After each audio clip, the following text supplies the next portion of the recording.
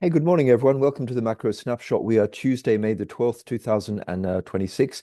Okay, so let's just see what's going on overnight. Some quite interesting stuff going on, and mainly with sort of inflation concerns and high bond yields. And there are kind of three things sort of driving this. So obviously, we have the general sense of sort of inflationary sort of pressures, US economy going well.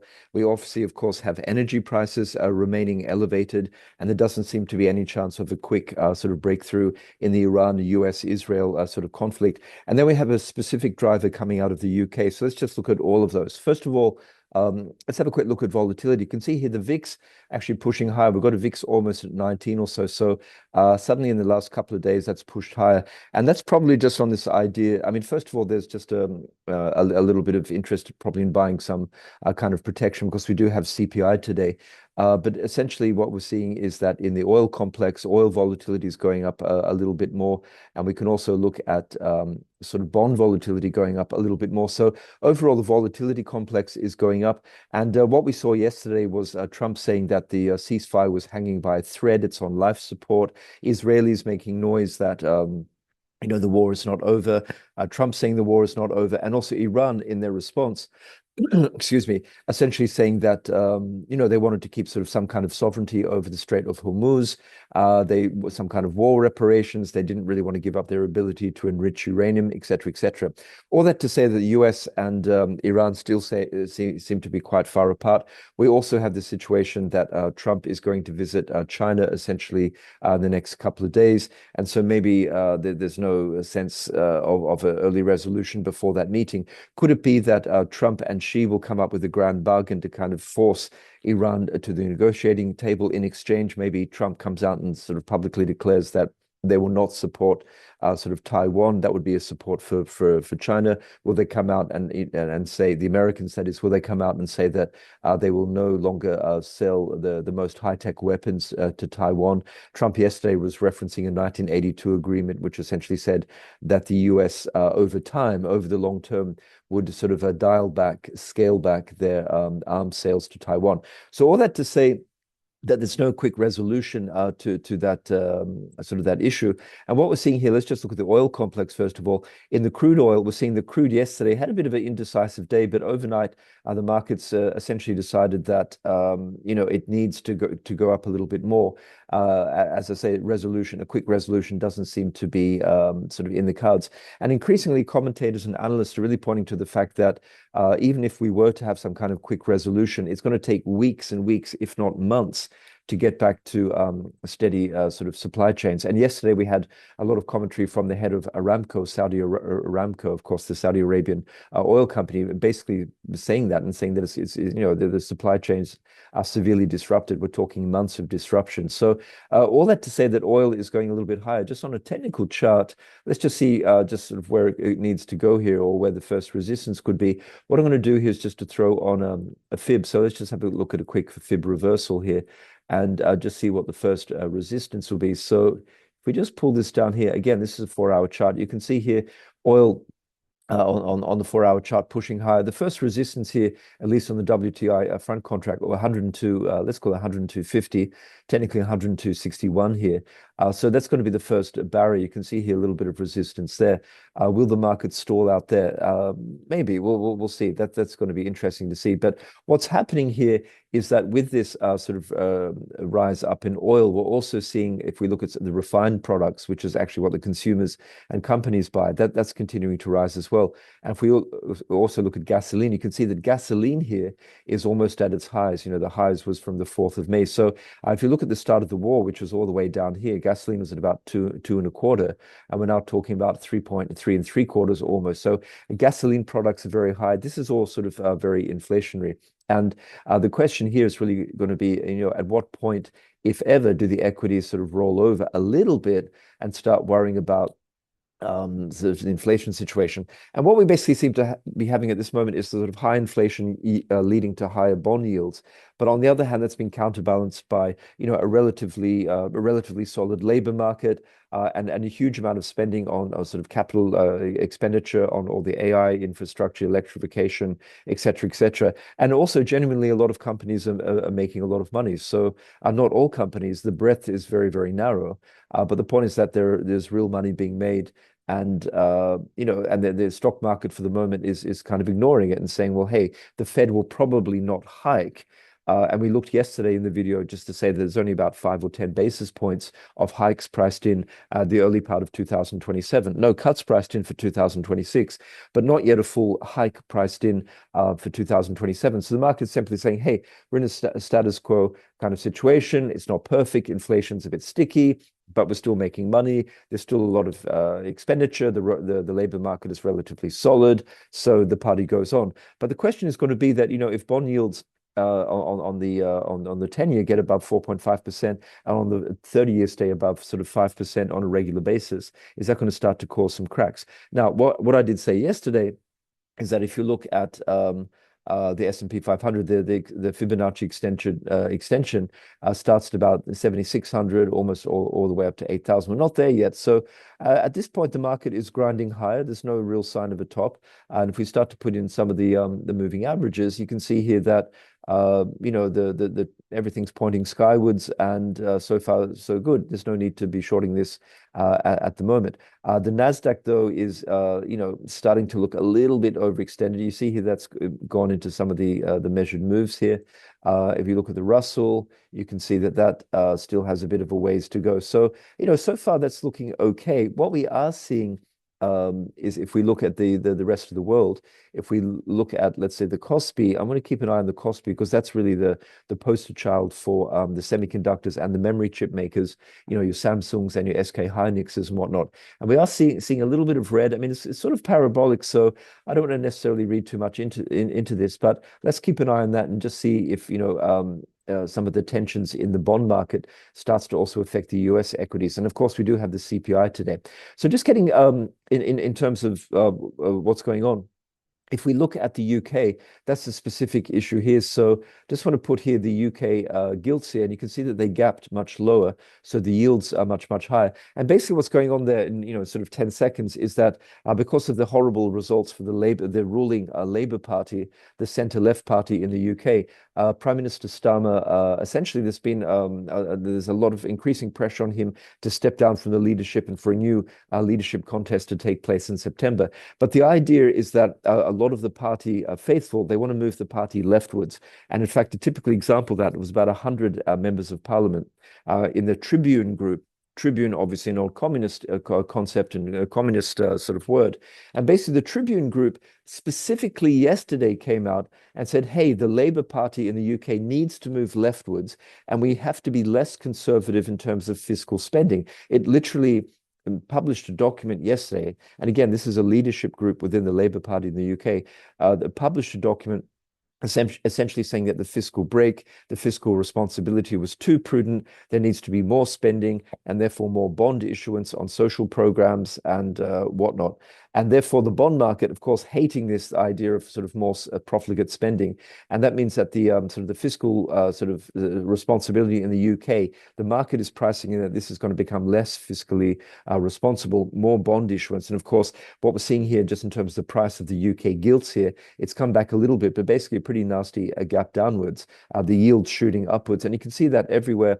If you look, let's say in the German bonds, you see here, this is the 2-year Schatz going down. You can see here on the Bobble, the 5-year, also in the Bund, and of course in the Buxel, the 30 years. So the bond market really not liking this. And also just keeping an eye on this, but I haven't talked about that for a while. You see French bonds down, even the beloved BTPs, the Italian bonds down a little bit, and the spread's starting to blow out a little bit. So a little bit of pressure coming in from Europe. And you see, for example, here, the Italian-German spread, which has been at historical lows, starting to push a little bit higher. Now, of course, the point is that, so we have sort of this sort of energy shock in terms of inflation, and now you have more fiscal irresponsibility potentially coming out of the UK. And what is that doing? That's pushing up bond yields in Europe, but not only in Europe. Obviously, there's a carryover to the US. And you can see here that in the US space, you see ZT here. So the 2-year bonds are pushing down towards the recent lows.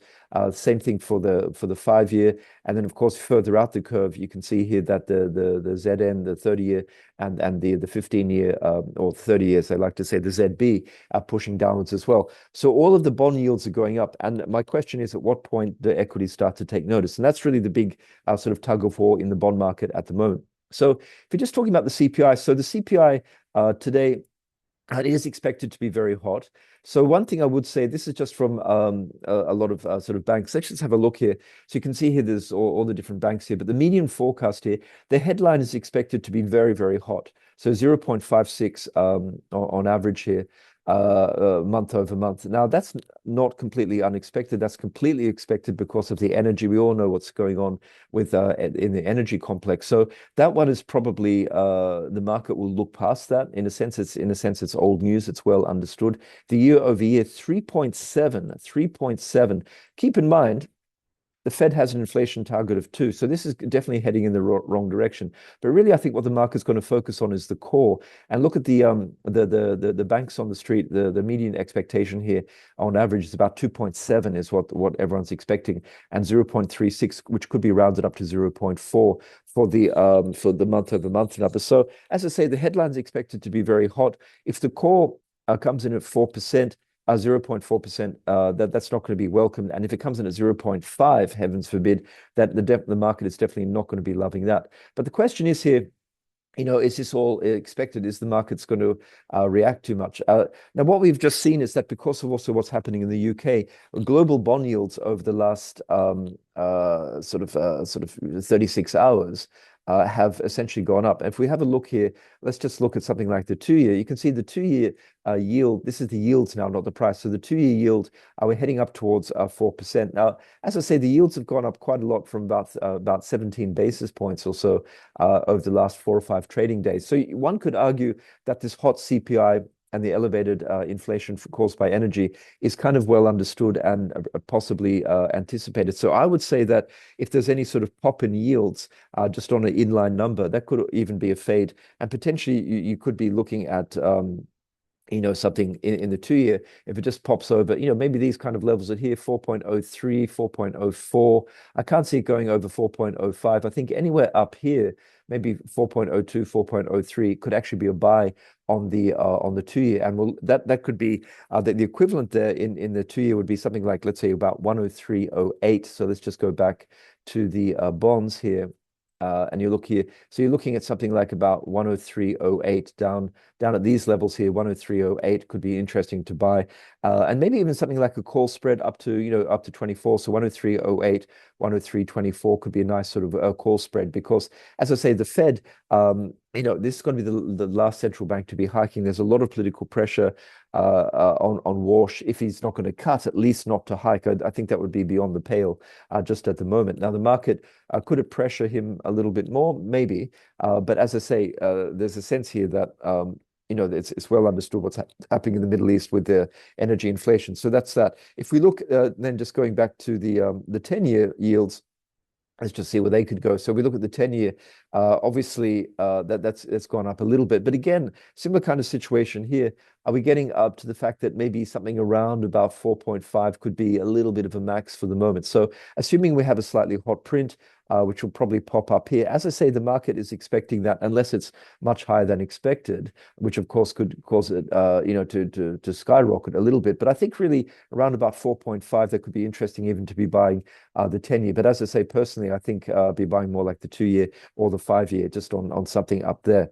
So that's something to be looking out for. Other stuff which has been moving a lot now, the equities in terms of the CPI equities, they're sort of in their own little bubble or I don't want to say bubble, they're in their own little world at the moment. And you have to say, data centers, cloud computing, does that really care about, a yield of 4.2 or 4.3? Maybe not for the moment, but this has to be a longer term thing. If these yields remain over sort of 4.5 for the 10-year or 5% for the 30-year, at a certain point, some of these duration stocks in the NASDAQ could start to feel a little pressure. Maybe we're not there yet. And of course, we're going to get a lot of information from the Xi-Trump meeting, which is happening, towards the end of this week. And who knows, there could be more deals, maybe an exchange for sort of a deal on Iran and maybe sort of less support for Taiwan. Who knows? Maybe China will sort of sort of step up to the plate as well. So I think the equity situation we could have a bit more information by the end of the week. So a couple of other things keeping an eye on here. Actually, no, before we get to the metals, just want to have a quick look at some of the FX. We see the dollar is being strengthened, but we're seeing higher yields. We're seeing more geopolitical uncertainty in Iran, the talk of potentially renewing hostilities.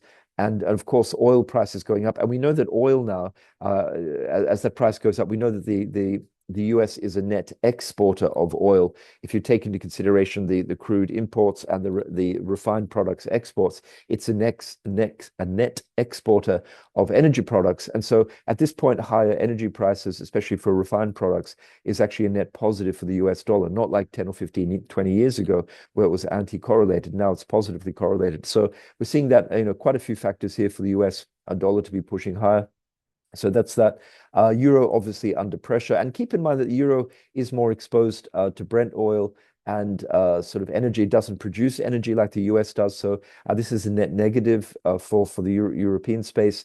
And so we're seeing the euro under a bit of pressure. The pound also coming under quite a lot of pressure. And that's getting back to that earlier story of potentially less fiscal discipline in the UK, a potential change of leadership more on the left wing. And at this point, with those high yields, this is not considered a positive for the pound. It's actually a negative because it's a balance of payments problem. It's a sort of a fiscal responsibility problem. And so the pound under pressure, just on the news of what's going on politically there, it's given back a little, or it's sort of given back a little bit, but still, as a strong CPI number today, I think we could see the pound under a little bit more pressure. Something which I'm also watching is the yen. I mentioned it yesterday. We had Scott Bessent sort of basically in the last 24 hours. I had some meetings with Ueda and Takeichi and Kitayama, so the finance minister, the prime minister, and the head of the BOJ in Japan, and basically said that I mean, it was interesting. I think the market was a little bit disappointed in that there was no talk of direct intervention of the US Treasury helping the Japanese authorities to intervene and strengthen the yen.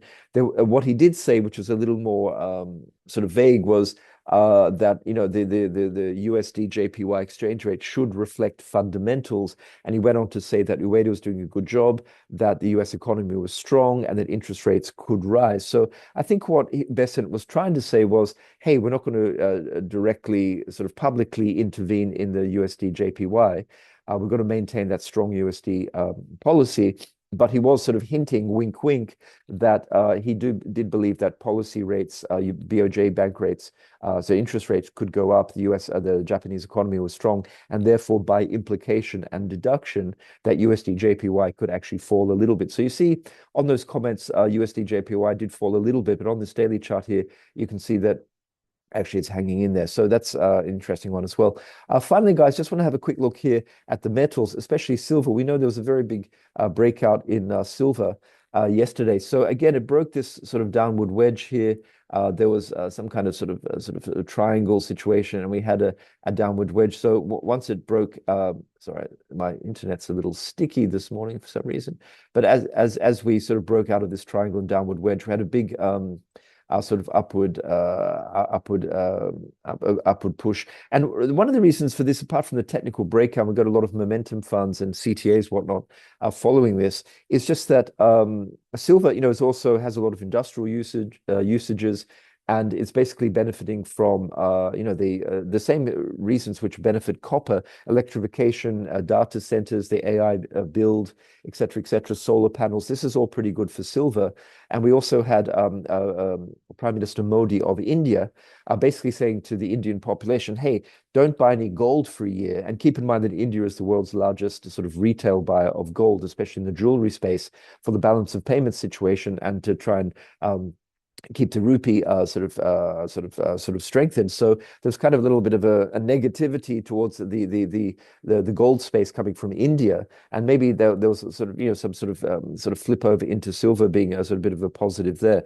But what is interesting, I just want to put this on a 4-hour chart and just look at the technicals here. So let's just see if silver can what it needs to do. So if you look on the shorter term sort of a Fibonacci, which is this impulse from sort of here, you can see here that it's just now pulling back, and basically the bulls need to come in here are at the 50%, which would be around about the 83,415 level, or at the worst, kind of the this 61.8% about the 82 level. So far we're having a bit of a pullback, and on the longer term time frame, you've got to say that this area down here, again, this is Fib now going all the way back down here.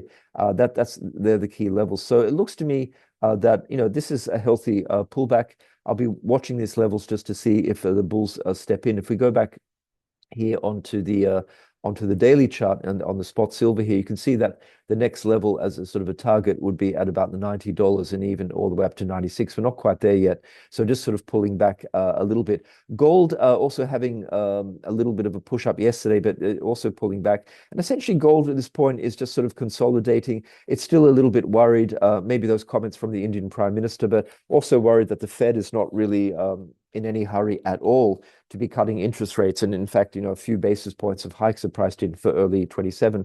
So gold at this point, you have to say, sort of just trading in a range. We're seeing this underperformance here. If you just look at the gold silver ratio, which actually is plummeting down into the mid 50s. So you can really see here how gold is underperforming versus silver just at the moment. Copper had a pretty big breakout yesterday, and you see here not pulling back too much. It reached this level up here. So you see here this Fibonacci measured move starting to get a little bit of overhead resistance here, and just that recent high at about 650 just pulling back. But again, just in terms of the Fib retracements, let's see if the bulls pick it up. But no real retracement yet. We'll have to wait and see till it pulls back. Maybe even something 6.25 would be kind of interesting. Just finally, BTC kind of failing here at the 200-day moving average. So that's a little bit of a disappointment here. Nothing super negative at this point in terms of price action, but basically finding some overhead resistance at the 200-day EMA, which is also, relatively close to the 61.8 Fib retracement. So it looks like the action is much more in the sort of in the silver space.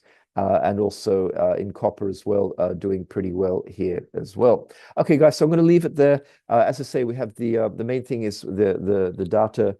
Today we have the CPI, but again, a lot of that I think is sort of priced in. We'll have to especially look at the core. So let's keep an eye out for any headlines coming out of probably a bit too early now yet for the sort of Chinese visit of Trump. Let's keep our eyes on any headlines on the Middle East, and let's also see if those bond yields continue to move upwards.